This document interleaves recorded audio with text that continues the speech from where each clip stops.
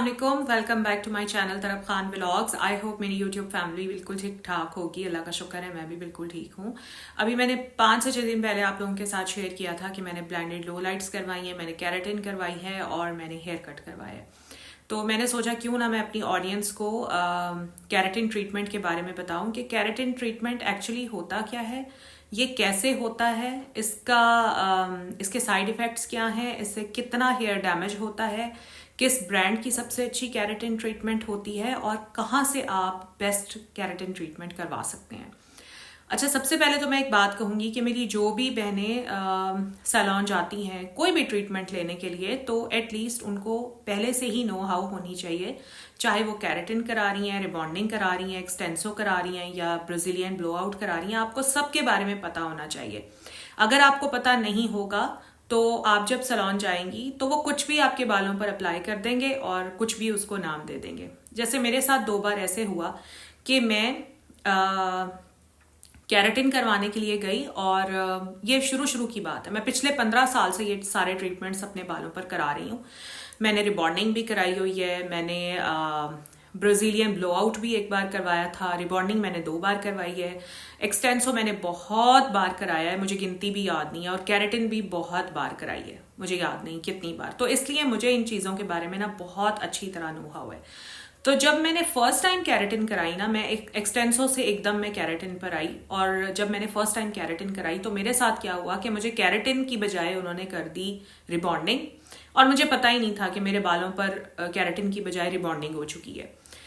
Rebonding अब इतनी सस्ती हो गई है क्योंकि मुख्तलिफ कंपनीज ने अपने रिबॉन्डिंग किट निकाल दी है, सस्ती सस्ती सी किट्स होती हैं, और केराटिन जो है, जो अच्छी वाली केराटिन है, वो काफ़ी कॉस्टली है, और केराटिन जो है वो आपके बालों को बिल्कुल भी डैमेज नहीं करती। रिबॉन्डिंग आपके बालों को एक्सट्रीमली डैमेज कर देती है। रिबॉन्डिंग करवाना आजकल बड़ा आसान है क्योंकि इजीली अवेलेबल है, सस्ते सस्ते प्रोडक्ट, सस्ती केराटिन किट्स आजकल मार्केट में अवेलेबल हैं। तो ये जो सैलून्स वाले, पार्लर्स वाली होती हैं, ये वो किट्स खरीद लेती हैं और केराटिन के नाम पर ये आपके बालों में रिबॉन्डिंग कर देती हैं, क्योंकि इसमें उनको बचत बहुत ज़्यादा है और आपको पता भी नहीं होता कि आपके बालों में हुआ क्या है। आप सिर्फ ये देखकर खुश हो जाते हैं कि आपके बाल स्ट्रेट हो गए हैं, फ्रिज निकल गया है और आपके बालों में शाइन आ गई है। इसलिए मैंने सोचा कि ये मैं वीडियो आपके लिए बनाऊं और आपको पूरी इन्फॉर्मेशन। 3 से 4 तरह के प्रोसीजर्स होते हैं। सबसे पहले तो होता है जी रिबॉन्डिंग। इसमें क्रीम लगाकर आपके बालों का जो एक्चुअल स्ट्रक्चर होता है उसको ख़त्म किया जाता है, आपके बालों के एक्चुअल बॉन्ड को तोड़ा जाता है और फिर आपके बालों को स्ट्रेट कर दिया जाता है। इसमें 100% डेड स्ट्रेट बाल होता है आपका, ठीक है, लेकिन इससे आपके बाल बहुत ज़्यादा डैमेज होते हैं, बहुत ज़्यादा डैमेज, और इससे जो लुक आती है ना वो बिल्कुल एकदम चिपकू लुक आती है, इसलिए मुझे रिबॉन्डिंग बिल्कुल भी पसंद नहीं है। उसके बाद आता है एक्सटेंसो। एक्सटेंसो सिर्फ लॉरियल का होता है। बहुत सारे सैलून्स एक्सटेंसो के नाम पर भी रिबॉन्डिंग कर देते हैं, ठीक है। और अगर आप उन्हें कहते हैं ना कि हमें प्रोडक्ट दिखाएं कि आप कौन सा, मतलब एक्सटेंसो के हमें प्रोडक्ट्स दिखाएं, तो वो कोई भी रिबॉन्डिंग किट आपके सामने रख देते हैं। तो इसलिए मैं आपको बता रही हूँ कि एक्सटेंसो है ही सिर्फ लॉरियल का, ठीक है। इसके अलावा किसी भी कंपनी का एक्सटेंसो होता ही नहीं है, और एक्सटेंसो मैंने बहुत बार कराया है। अच्छा, एक्सटेंसो में क्या होता है कि 80% आपके बाल स्ट्रेट होते हैं, और जब आप नया नया एक्सटेंसो कराते हैं तो उस वक्त आपकी थोड़ी सी चिपकू लुक आती है, बट 1 हफ्ते बाद आपके बालों में वॉल्यूम आना शुरू हो जाता है, ठीक है, और आपकी वो चिपकू लुक नहीं आती। बट एक्सटेंसो में ना बालों में शाइन नहीं आती, और थोड़े ही अरसे के बाद, 2 महीने के बाद आपके बाल ना झाड़ू की तरह होना शुरू हो जाते हैं, बहुत ज़्यादा डैमेज हो जाते हैं। तीसरा है जी ब्राजीलियन ब्लो आउट, जो पाकिस्तान में हर सैलून पर अवेलेबल नहीं है, इतना कॉमन नहीं है, कहीं कहीं अवेलेबल है, सो इसके बारे में मैं इतनी ज़्यादा बात नहीं करूँगी। केराटिन ट्रीटमेंट जो आजकल हर सैलून में किया जा रहा है, जहाँ कई सैलून्स पर तो रियल में केराटिन ट्रीटमेंट की जा रही है और कहीं पर केराटिन ट्रीटमेंट के नाम पर धोखा ही किया जा रहा है। आज हम इन सारी चीज़ों को बैठकर यहाँ पर क्लियर करेंगे। जब भी आप हेयर रिबॉन्डिंग कराते हैं तो रिबॉन्डिंग में 3 दिन तक आपको एहतियात करनी पड़ती है। आप के स्कैल्प में स्वेटिंग नहीं होनी चाहिए, आपके बालों में स्वेटिंग नहीं होनी चाहिए, और आपने बालों में पोनी नहीं लगानी, क्लिप नहीं लगाना, आप बालों को वॉश नहीं कर सकते। 3 दिन बाद आपका वॉश होगा और तभी आप अपने बालों के साथ कुछ भी कर सकते हैं। ठीक है जी, ये रिबॉन्डिंग के प्रोटोकॉल्स हैं। एक्सटेंसो के प्रोटोकॉल्स भी बिल्कुल सेम होते हैं, और केराटिन में इस तरह का कोई प्रोटोकॉल नहीं होता कि 3 दिन तक आपने बालों की एहतियात करनी है। अगर कोई भी सैलून केराटिन ट्रीटमेंट के बाद आपको ये बोलता है कि 3 दिन तक आपने अपने बालों की एहतियात करनी है, पोनी नहीं लगानी, क्लिप नहीं लगाना, दुपट्टा नहीं पहनना सर पर, वरना बाल जो हैं वो स्ट्रेट नहीं रहेंगे, तो इट मीन्स आपकी केराटिन हुई ही नहीं है। ठीक है, आपकी केराटिन नहीं हुई, आपकी रिबॉन्डिंग हो गई है।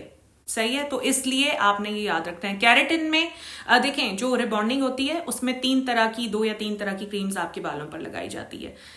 एक्सटेंसो में भी सेम यही होता है, 2 या 3 तरह की क्रीम्स आपके बालों पर लगाई जाती हैं। केराटिन में सिर्फ केराटिन आपके बालों पर अप्लाई की जाती है, जो 40 से 45 मिनट के बाद आई थिंक वॉश कर दी जाती है, और दैट्स इट।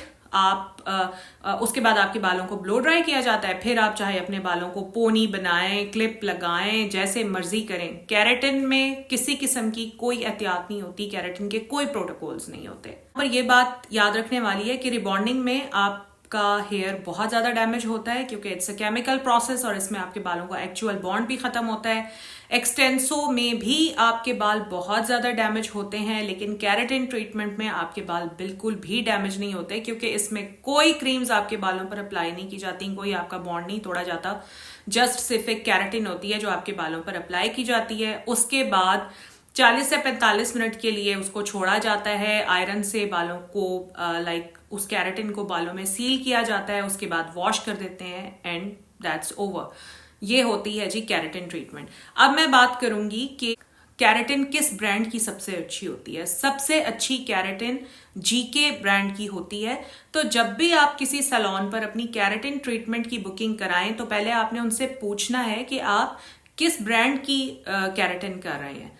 अगर वो आपको बोलें जीके की कर रहे हैं, सो गो अहेड। और जीके की केराटिन ट्रीटमेंट सबसे अच्छी होती है, और केराटिन ट्रीटमेंट में बालों की बिल्कुल भी चिपकू लुक नहीं आती, जैसी मेरी लुक है। मतलब ऐसे फील होता है जैसे अभी अभी बस मैंने ब्लो ड्राई करवाया है, और मुझे यही लुक सबसे ज्यादा अच्छी लगती है। मुझे डेड स्ट्रेट बालों की लुक पसंद ही नहीं है बिल्कुल भी। इसमें बहुत ज्यादा हाथ स्टाइलिस्ट का भी शामिल है, जो आपकी केराटिन कर रहा होता है। हर कोई बंदा केराटिन नहीं कर सकता। ठीक है, केराटिन में जब केराटिन बालों पर लगाकर केराटिन को सील किया जाता है, और उसके बाद जो आयरन किया जाता है ना आपके बालों को, वो आयरन बहुत अच्छा होना चाहिए। वो बालों को इस तरह से उठाकर और फिर इस तरह से आयरन किया जाता है, ताकि आपकी लुक ब्लो ड्राई वाली लुक आए।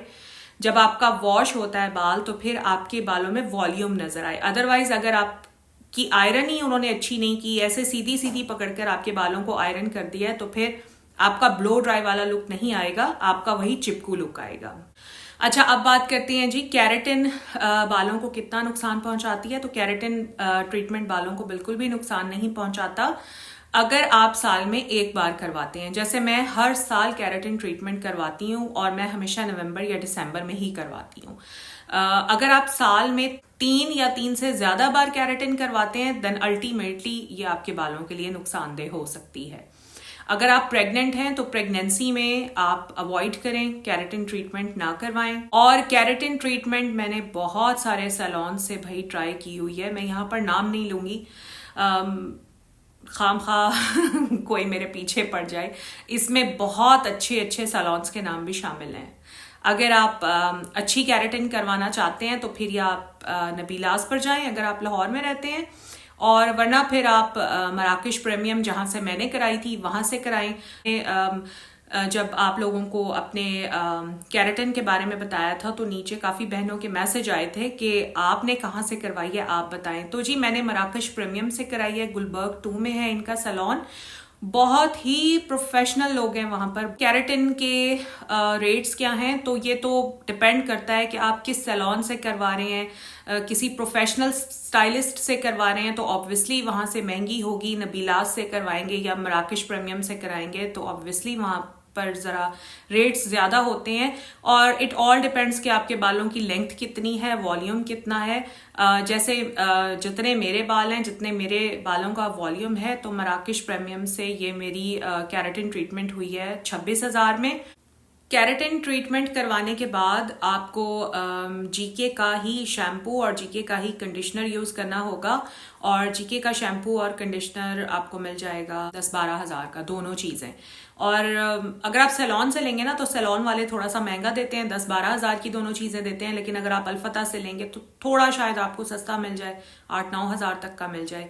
और इसके अलावा आपको एक हेयर सीरम यूज़ करना पड़ेगा, जो कि यहाँ पर मैं शैम्पू और कंडीशनर की भी पिक्चर दे रही हूँ और हेयर सीरम की भी पिक्चर दे रही हूँ। मतलब जैसे ही आप बाल वॉश करेंगे, बाल वॉश करने के बाद आपने टाल ड्राई करने हैं, टाल ड्राई करने के बाद आपने 4 to 5 ड्रॉप्स ऑफ सीरम लेने हैं, उनको ऐसे ऐसे करना है एंड जस्ट अपने बालों में सीरम लगा देना है। सीरम लगाने का तो आपको पता ही होगा कि कैसे लगाते हैं। और आपने कोशिश करनी है कि आपने बालों को फौरन हेयर ड्रायर से ड्राई कर लेना है, ठीक है। तो उससे ये होगा कि बालों के अंदर एक बहुत अच्छी लुक आ जाती है। जब भी आप केराटिन ट्रीटमेंट करवाते हैं तो आपने अपने बालों में बिल्कुल भी ऑयलिंग नहीं करनी होती, क्योंकि ऑलरेडी इतना सारा मॉइस्चर आपके बालों के अंदर उन्होंने पोर किया होता है, उसको सील किया होता है। तो केराटिन के बाद ऑयलिंग करने की बिल्कुल भी ज़रूरत नहीं होती। जी बस यही सारी इन्फॉर्मेशन थी। मैंने जितनी भी ज़रूरी बातें थी वो मैंने इस वीडियो में आपको बता दी हैं। इसके अलावा अगर आप लोग कुछ जानना चाह रहे हैं तो इसी वीडियो में आप लोग कमेंट करते रहें, मैं आप लोगों को रिप्लाई ज़रूर करूंगी। बस ये मेरा आज का वीडियो था, अच्छा लगा है तो लाइक करें, फ्रेंड्स एंड फैमिली के साथ शेयर करें ताकि उनकी भी थोड़ी सी हेल्प हो जाए। चैनल पर फर्स्ट टाइम आए तो चैनल को सब्सक्राइब करें। अपना ख्याल रखें। अल्लाह हाफिज़।